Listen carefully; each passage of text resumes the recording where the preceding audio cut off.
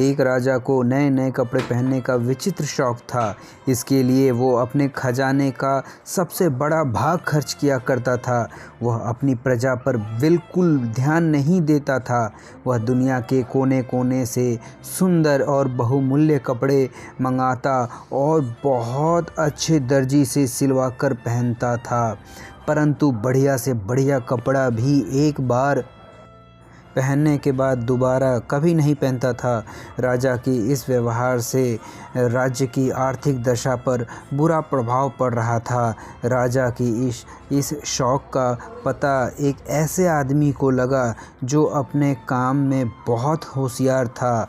एक दिन वह 3-4 आदमियों के साथ लेकर राजा के दरबार में उपस्थित हुआ। उसने राजा को अपना परिचय देते हुए कहा कि वह दुनिया के बड़े बड़े राजाओं के कपड़े सिल चुका है। दर्जी ने विस्तार से अपना परिचय देते हुए बताया कि किस प्रकार चीन, जापान, अमेरिका और इंग्लैंड देश के राजाओं ने उसके सिले कपड़े पहनकर उस पर पुरस्कारों की बौछार की, जिससे वह माला माल हो गया। दर्जी, हम भी तुम्हें माला माल कर देंगे। अब तुम बताओ, तुम मेरे लिए कैसा कपड़ा बनाओगे? राजा ने कहा। दर्जी बोला, हुजूर, मैं आपके लिए ऐसा कपड़ा तैयार करूंगा जिसे मूर्ख, बेईमान और अन्यायी नहीं देख सकेगा। ऐसा कपड़ा दुनिया में किसी राजा महाराजा के पास नहीं है। आश्चर्य आश्चर्य, राजा बोला, बेशक तुम मेरे लिए ऐसा कपड़ा तैयार कर सकते हो। महाराज की जय हो। दर्जी बोला, परंतु हुजूर, कपड़ा मैं स्वयं अपने हाथों से बुनकर तैयार करता हूँ। राजा ने उतावले होकर पूछा, दर्जी, ऐसी पोशाक तुम मेरे लिए कितने दिनों में तैयार कर सकोगे? दर्जी बोला, हुजूर, लगभग 1 या 1.5 महीना तो लग ही जाएगा। राजा ने कहा, मैं तुम्हें 2 महीने का समय देता हूँ। इसके लिए हमें तुमने क्या मूल्य देना पड़ेगा? दर्जी बोला, हुजूर, 50,000 रुपये पहले दे दीजिए और 1 लाख कपड़ा पसंद आने पर दीजिएगा। उसी क्षण दर्जी को 50,000 रुपये देकर कपड़ा तैयार करने के लिए एक अलग जगह की व्यवस्था करा दी गई। दर्जी अपने 3-4 आदमियों को लेकर उस जगह आराम से समय काटने लगा। कुछ दिनों बाद राजा ने अपने एक दरबारी को दर्जी के पास भेजा। दरबारी वहां पहुंचा और देखा कि वे सब बड़े आराम से सो रहे थे। दरबारी ने दर्जी को जगाकर पूछा, कितना कपड़ा तैयार हो गया है? राजा ने मुझे देखने के लिए भेजा है। दर्जी एकदम चौंक कर उठा और बोला, आइए मैं आपको दिखाता हूँ कि कितना कपड़ा तैयार हो चुका है। दर्जी ने एक अलग कमरे में दरबारी को ले जाकर गर्दे का कपड़ा बुनने का अभिनय करके दिखाया। देखिए कितना सुंदर कपड़ा बुना जा रहा है। किंतु दरबारी को तो वहाँ ना कपड़ा ना गर्दा कुछ भी दिखाई नहीं दे रहा था। दरबारी भौचक्का रह गया। वह सोचने लगा कि कपड़ा तो दूर रहा, मुझे तो हथकरघा भी दिखाई नहीं दे रहा है। अब दरबारी को दर्जी की वह बात याद आई, जो मूर्ख, बेईमान और अन्यायी होगा उसे यह कपड़ा दिखाई नहीं देगा। क्या मैं ऐसा ही व्यक्ति हूँ? दरबारी सोचने लगा। विवश होकर उसने कहा, वाह वाह, सचमुच बहुत सुंदर कपड़ा तैयार हो रहा है। राजा ने उस बात को सुना तो वह बहुत खुश हुआ।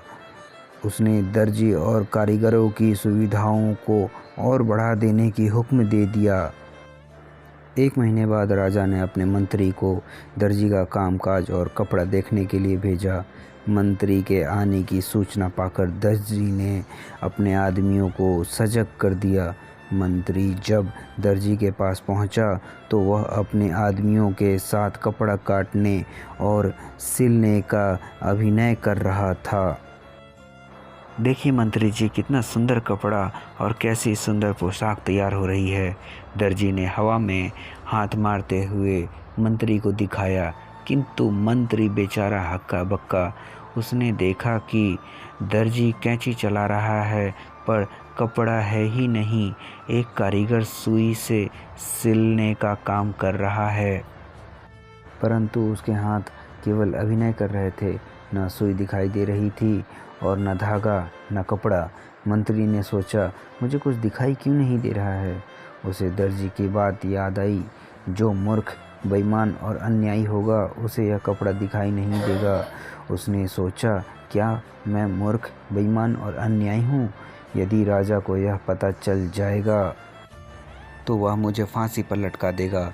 विवश होकर मंत्री ने भी दर्जी की हाँ में हाँ मिलाई।